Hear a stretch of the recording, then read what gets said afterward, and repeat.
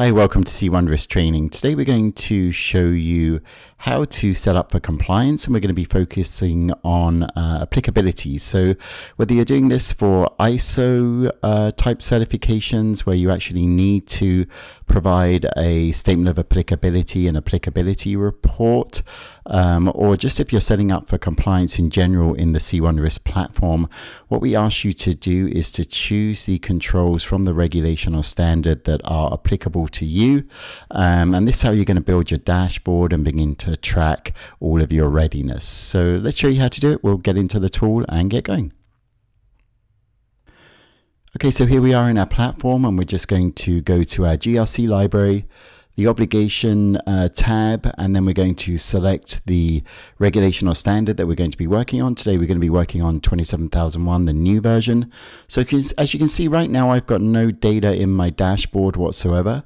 So how we can start populating this is quite simple. We're going to go to our control library, where we can see all of the controls from the ISO standard here.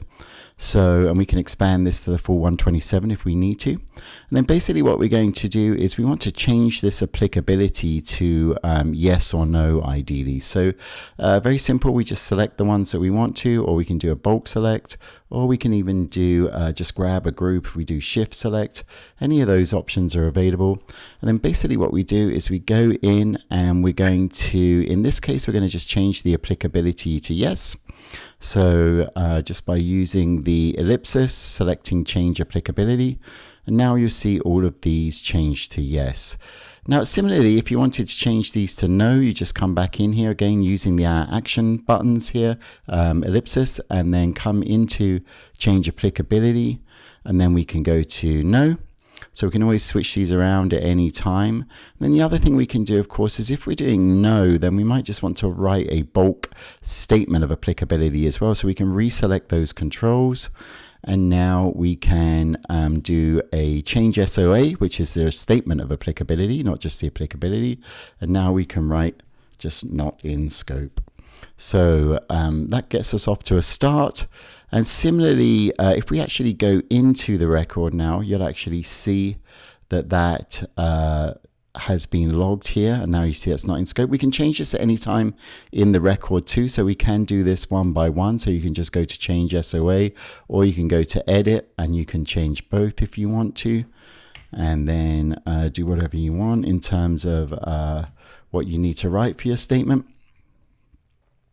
And that's another way that you can update this very, very simply. So then if I just go back to the control library for a second, what we're also going to show you is how you can print your statement of applicability report really, really quickly.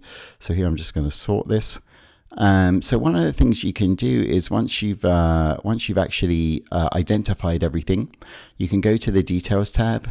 And now you can just do export SOA to Excel. And what that's going to do is that's actually going to create the ISMS required statement of applicability for your external audit. So very, very simple process. That'll print out all of your controls, and it'll tell the auditor or tell you which ones are applicable, which ones are not. The other thing that you can do is you can come in here too, and you can use our filters to sort for the controls that are or are not applicable. So here you see we've reset the list view, and let's say we want to find those controls that are not applicable again. We can just select our applicability filter, and then we go to, and it's going to give us the option. It's going to tell us what we have.